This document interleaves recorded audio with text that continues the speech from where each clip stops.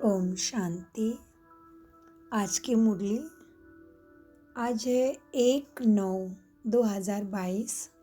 प्रातः मुरली। आज बाबा हम बच्चों को बताते हैं, बच्चों तुम्हें ब्राह्मण से देवता बनना है ना, तो क्या करना चाहिए। चलिए बाबा के पास ही सीखते हैं। भ्रुकुटी सिंहासन पर एकाग्र हो जाइए। बाबा कहते मीठे बच्चे, महावाक्य है, मीठे बच्चे अभी तुम ब्राह्मणों को देवताओं से भी जास्ती रॉयल्टी से चलना है, क्योंकि तुम अभी निराकारी और साकारी उच्च कुल के हो। प्रश्न है, किन बच्चों का मुखड़ा चेहरा फूलों की तरह खिला हुआ रहेगा। उत्तर है, जिन्हें गुप्त खुशी होगी कि बाप से हम बेहद का वर्षा लेकर विश्व का मालिक बनते हैं। नंबर 2, जो ज्ञान और योग से सतो प्रधान बनते जा रहे हैं। आत्मा पवित्र होती जाती है। ऐसे बच्चों का मुखड़ा फूल ही की तरह खुशी में खिला हुआ रहेगा। आत्मा में ताकत आती जाएगी। मुखड़े से ज्ञान रत्न निकलते निकलते रूप बसंत बन जाएंगे। नई राजधानी का साक्षात्कार होता रहेगा। गीत चला है, मरना तेरी गली में, जीना तेरी गली में। ओम शांति। बाबा कहते मीठे मीठे बच्चों ने अच्छी तरह समझ लिया कि हमको बाबा के गले का हार बनना है। ये किसने कहा? आत्मा ने कहा कि अभी आपके ही गले का हार बनना है बाबा। देह अभिमान छोड़ना है। अभी हम रुद्र माला में पिरोए वापस जाना है। इसीलिए जीते जी देह अभिमान छोड़ना है। आत्मा परमात्मा की संतान है। उनसे ही अब हमें वर्षा ले रहे हैं। बच्चों को यह नशा रहना चाहिए, तो क्या हो जाएगा? बुद्धि शिव बाबा पास चली जाएगी। हम आत्मा उनकी संतान है। अभी ब्रह्मा द्वारा उनके पोत्र बने हैं। निराकार बाबा साकार दादा है। बाप ऊंचे थे ऊंचे। मनुष्य जो ऊंचे धनवान होते वो बड़े रॉयल्टी से रहते। अपने पोजीशन का नशा रहता। तुम बच्चों को अंदर में बहुत खुशी होनी चाहिए। बाप की याद में रहना ये क्या है? देही अभिमानी अवस्था, जिससे तुम्हारा बहुत फायदा है। तुम बच्चे जानते हो हम ईश्वरीय संतान ब्रह्मा की संतान है। बाबा कहते हैं बच्चे तुम मेरे हो। अभी तुमको ब्रह्मा द्वारा मैंने एडॉप्ट किया है। तुम्हें कितना नशा रहना चाहिए कि हम निराकारी और साकारी ऊंचे ब्राह्मण कुल के हैं। अपने को ब्राह्मण समझना है। हम ईश्वरीय संतान ब्रह्मा की औलाद है। तुम जानते हो हम ब्राह्मण से देवता बनते हैं। ये कभी नहीं भूलना। तुम ब्राह्मणों को देवता से अधिक रॉयल्टी से चलना चाहिए। तुम्हारा अमूल्य जीवन अभी ही बनता है। पहले कौड़ी जैसे, अब कैसे हीरे जैसे बनता है। इसीलिए तुम्हारी महिमा है। मंदिर में भी तुम्हारे यादगार बने हैं। सोमनाथ जिसमें देवताओं को ऐसा बनाया, सोमनाथ जिसने देवताओं को ऐसा बनाया, उनका भी यादगार है। देखो आज बाबा ने सद्गुरुवार को उन्होंने सोमनाथ को याद किया ना। बाबा कहते हैं सोमनाथ जिसने देवताओं को ऐसा बनाया, उनका भी यादगार है। तुम्हारा भी यादगार है। सालिग्राम सोमनाथ ने अविनाशी ज्ञान रत्न दिया है, तो उनका मंदिर कितना अच्छा बनाया। तुम जब गीता सुनते हो, बाबा कहते तुम जब गीत सुनते हो तो जानते हो अब हम शिव बाबा के गले का हार बने हैं। बाबा हमको पढ़ाते हैं। हमको पढ़ाने वाला कौन? वो भी खुशी होनी चाहिए ना। पहले अल्फ बे पढ़ाते हैं, जमीन पर बैठ पढ़ाते हैं, फिर बेंच पर बैठ पढ़ाने लगे, फिर क्या हुआ? कुर्सी पर। प्रिंस प्रिंसेस तो कॉलेज में कोच पर बैठते हैं। उन्हों को पढ़ाने वाला कोई प्रिंस प्रिंसेस नहीं होता है। वो फिर भी कोई टीचर तो होगा ना। परंतु मर्तबा तो प्रिंस प्रिंसेस का ऊंचा है ना। तुम तो सतयुगी प्रिंस प्रिंसेस से भी ऊंचे हो ना ब्राह्मण। तो कैसे नशा चाहिए?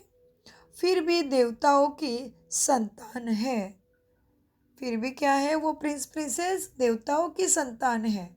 तुम किसकी संतान हो? बाबा ने आज कितना अच्छा फर्क बताया। देखो, बाबा कहते सतयुग में भले ऊंचे हो, देवी देवता हो, लेकिन क्या हुआ? फिर भी किसी क्या है? बाबा कहते राजा और रानी के ही संतान हो या देवताओं के संतान हो, लेकिन अभी किसकी संतान हो?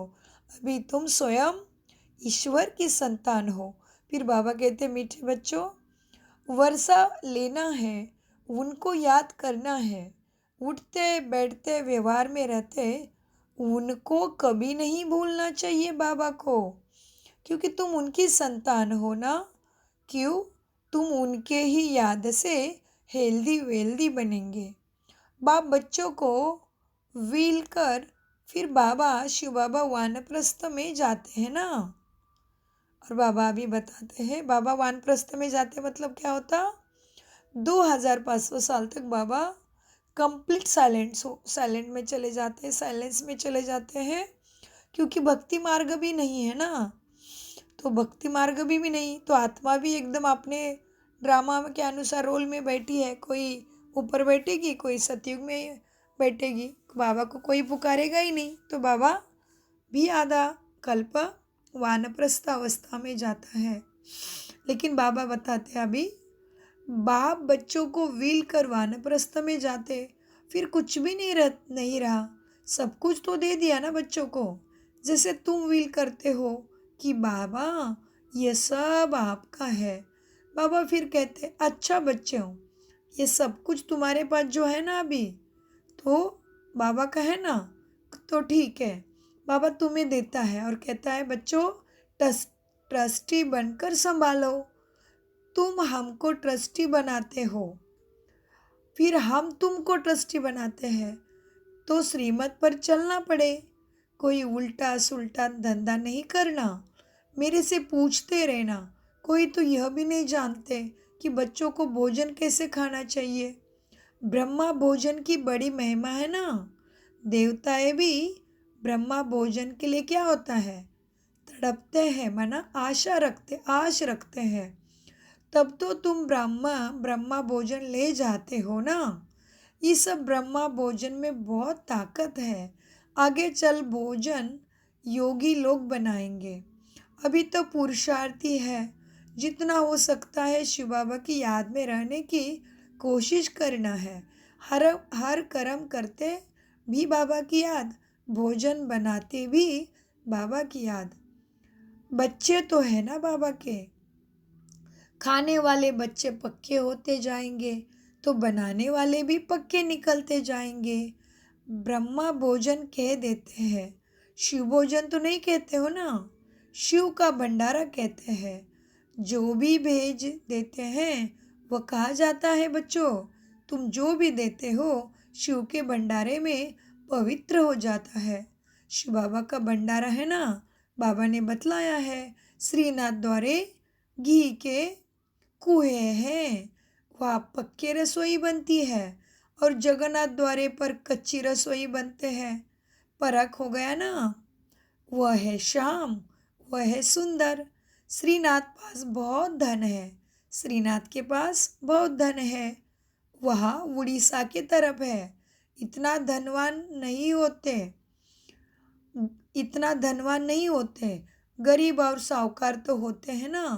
अभी तो बहुत गरीब, फिर तुम क्या बनेंगे? साहूकार होंगे। इस समय तुम बहुत गरीब हो, वहाँ तो तुमको 36 प्रकार के भोजन मिलेंगे, तो ऐसी तैयारी करनी चाहिए ना अभी। बाबा कहते हैं ऐसी तैयारी करनी चाहिए, तुम कितने ऊंचे बनने जा रहे हो। प्रजा भी वहाँ 36 प्रकार का भोजन खाएगी, परंतु राजाई का मर्तबा तो ऊंचा है ना, वहाँ का भोजन तो बहुत फर्स्ट क्लास होगा। कहाँ का भोजन? सतयुग का, और अभी भी बाबा की याद में बना हुआ। तो बाबा कहते बच्चों, हाँ, सब चीज़ें A1 क्वालिटी की होती है। यहाँ सब चीज़ें जड़ झेड़ क्वालिटी की बन गई है। रात दिन का फर्क हो गया ना।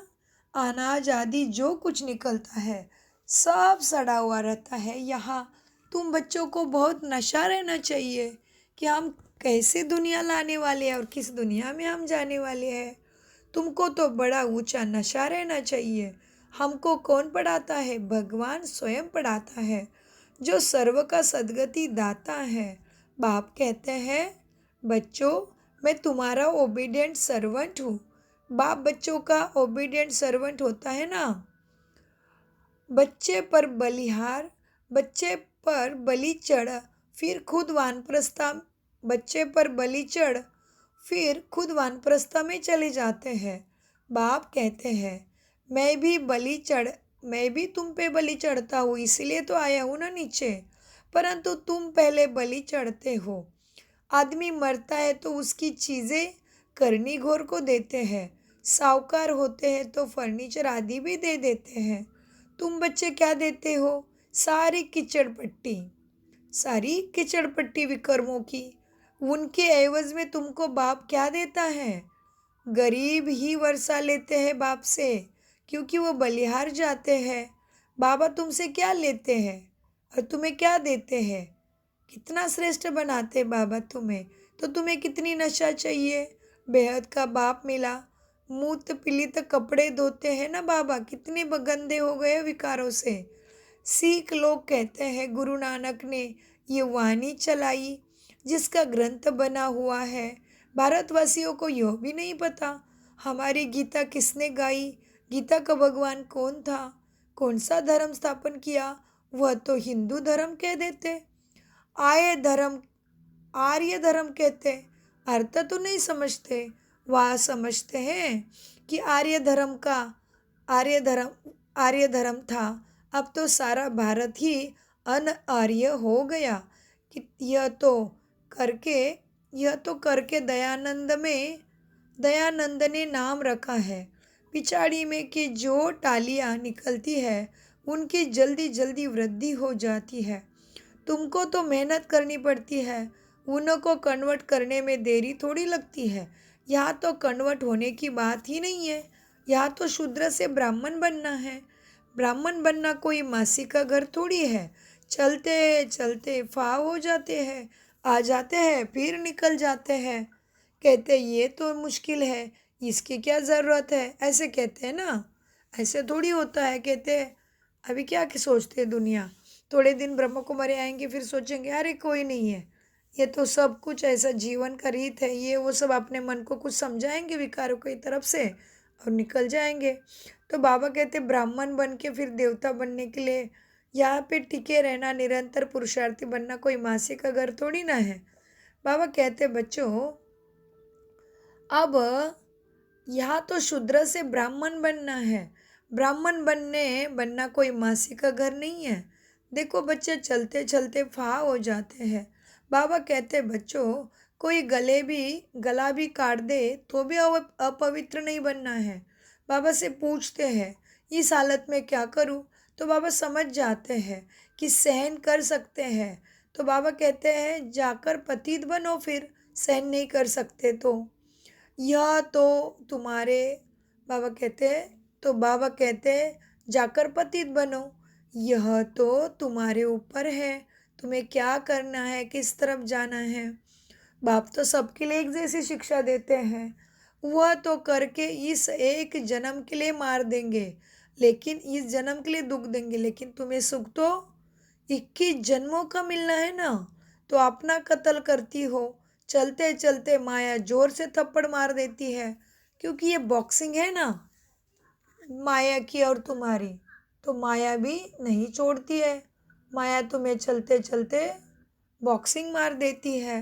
बाबा कहते बच्चों बॉक्सिंग है, एक ही गुस्से से एकदम बच्चे गिर जाते हैं। 15-20 वर्ष के शुरू से आए हुए भी ऐसे हैं जो एकदम माया से फा हो गए, छोड़कर चले जाते हैं, मर पड़ते हैं, फिर देहाभिमान में आ जाते हैं। ऐसे भी नाजुक है। भूल पर तो पछताना तो होगा ना। बाप समझाते हैं बच्चे तुम ये डिससर्विस करते हो, ये ठीक नहीं है।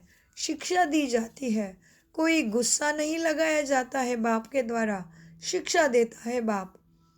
जैसे कहते हैं ना घर में बच्चा बहुत तंग करते हैं तो चमाट लगानी पड़ती है। बाबा कहते हैं अच्छा उनके कल्याण के लिए करके थोड़ा कान पकड़ लो। तो कोई कोई क्या भी तो कहते हैं ना कि बाबा बच्चे मानते नहीं है आजकल के, तो बाबा कहते कोई बात नहीं, उनको मार के विकारों में मत जाओ, बस कान पकड़ लो, नहीं तो भूखा रखो, नहीं तो दरवाजे के पीछे बंद करके रखो किसी खोली में, लेकिन विकारों में जाके मार के बाबा कहते अपना विकर्म नहीं बनाओ। तो बाबा कहते बच्चों, बाबा कहते हैं अच्छा बच्चे बहुत तंग करते हैं लेकिन उनका भी कल्याण करने के लिए थोड़ा कान पकड़ लो, जितना हो सके प्यार से समझाओ। कृष्ण के लिए भी कहते हैं ना उनको रस्सी में बांधा, परंतु ऐसी चंचलता वहाँ तो सतयुग में होती ही नहीं। ये अभी के बच्चों की बात है। इस समय के बच्चे नाक में दम कर देते हैं, बाबा जानते हैं। तो बाप समझाते हैं बच्चे तुम्हारी मंजिल बहुत ऊंची है, ये सब होगा ही होगा, तुम्हें तो सबको आत्मा के गुणों के अंदर रहते हुए प्यार से ही चलाना है। हर बात में बाबा को पूछो, बाबा युक्ति बतलाते हैं। हर एक की बीमारी अलग अलग होती है। कदम कदम पर बाबा सावधानी लेते हैं, देते हैं तुम्हें सावधानी लेनी है, नहीं तो धोखा खा लेंगे। बहुत बहुत मीठा बनना है। शिव बाबा कितना मीठा, कितना प्यारा है। बच्चों को भी ऐसा बनना है। बाप तो चाहेंगे ना बच्चे हमेशा ऊंचे बने, नाम निकाले बाप का, ऐसा फर्स्ट क्लास बने जो हमसे भी ऊंचे पद पावे। बरोबर ऊंचा पद देता है ना बाप, किसको ख्याल में भी नहीं होगा कि ये विश्व के मालिक कैसे बनेंगे। तो तुम्हारी बड़ी चलन रॉयल होनी चाहिए, चलना फिरना बोलना खाना बैठना बहुत रॉयल होना चाहिए, अंदर में बड़ी खुशी होनी चाहिए। हम ईश्वरीय संतान हैं, लक्ष्मी नारायण की चित्र तो प्रत्यक्ष है। तुम तो गुप्त हो ना, तुम ब्राह्मणों को ब्राह्मण ही जाने और ना जाने कोई, तुम जानते हो हम गुप्त वेश में बाबा से वर्षा लेकर विश्व के मालिक बनते हैं। बहुत ऊंचा पद है, इसमें अंदर में बड़ी खुशी रहती है। मुकड़ा फूलों की तरह खिला रहना चाहिए, ऐसा पुरुषार्थ करना है। अब कोई ऐसा बना नहीं, पुरुषार्थ करना है। आगे चल तुम्हारा बहुत मान होने वाला है, आगे चल तुम्हारा दुनिया में समाज में बहुत मान होने वाला है। सन्यासी और राजाओं को पिछाड़ी में ज्ञान देना है, तुम्हें ही देना है।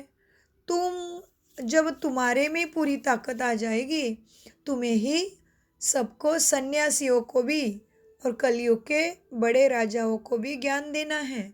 ज्ञान और योग बल से तुम्हें सत्व प्रधान बनना है। मुख से सदैव रत्न ही निकलने हैं, तो तुम क्या बन जाएंगे, रूप बसंत बन जाएंगे, आत्मा पवित्र बनेगी। तुम जितना नज़दीक आते जाओगे बाबा के, उतनी अंदर में खुशी होगी, अपनी राजधानी का साक्षात्कार होगा। तुमको अपना पुरुषार्थ बहुत गुप्त रीति करते रहना है, रास्ता तो बताना चाहिए ना। तुम सब अभी द्रौपदिया हो। बाबा कहते हैं ये अत्याचार सहन करना पड़े, लेकिन पवित्र रहना है। किस लिए सहन करना पड़े, ये अत्याचार सहन करना पड़ेंगे, बहुत सहन करना पड़ेगा अत्याचार, क्योंकि रावण की दुनिया है। बाबा तो निमित्त है, बाबा के निमित्त सहन करना पड़े, क्योंकि बाप ने तुम्हें 21 जन्मों का वर्षा देने के लिए चुना है। सतयुग में कितना पवित्र है, 100% वॉइसलेस वर्ल्ड कहा जाता है सतयुग को। तुम्हारी बुद्धि में है, अभी हम शिव बाबा के गले का हार बनने के लिए रूहानी योग की दौड़ी पहन रहे हैं। फिर हम विष्णु के गले का हार बनेंगे। तुम्हारा पहले पहले नस्ल है क्या है? ब्राह्मणों का। फिर तुम देवता बनते हो। उतरती कला में तुमको सारा कल्प लगता है और चढ़ती कला में सेकंड। अभी तुम्हारी चढ़ती कला सिर्फ बाप को याद करना है। यह अंतिम जन्म है तुम्हारा। गिरने में तुमको 84 जन्म लगे हैं। इस तुम एक जन्म में ही सीढ़ी शूद्र से ब्राह्मण बन देवता बनते हो। इस जन्म में तुम सीढ़ी चढ़ जाते हो। बाबा सेकंड में तुम्हें जीवन मुक्ति देते हैं। को कितनी खुशी होनी चाहिए।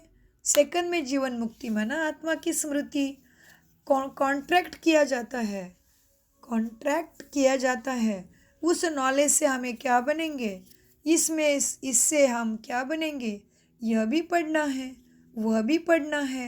बाबा कहते हैं बच्चों, ग्रस्त व्यवहार में रहते भविष्य के लिए पुरुषार्थ करना है। आसुरी और देवी कुल दोनों से तोड़ निभाना है। एक एक का बाबा हिसाब लेते हैं। फिर उस पर वैसे युक्ति बतलाते हैं कि इस पर चलते चलो। भल कोई गुस्सा करे, परंतु तुमको बहुत मीठा बनना है। कोई गाली भी दे तो भी मुस्कुरा के सहन करना है।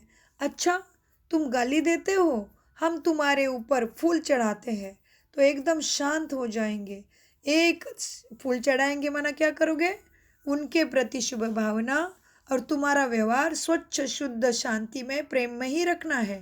यह है फूल चढ़ाना।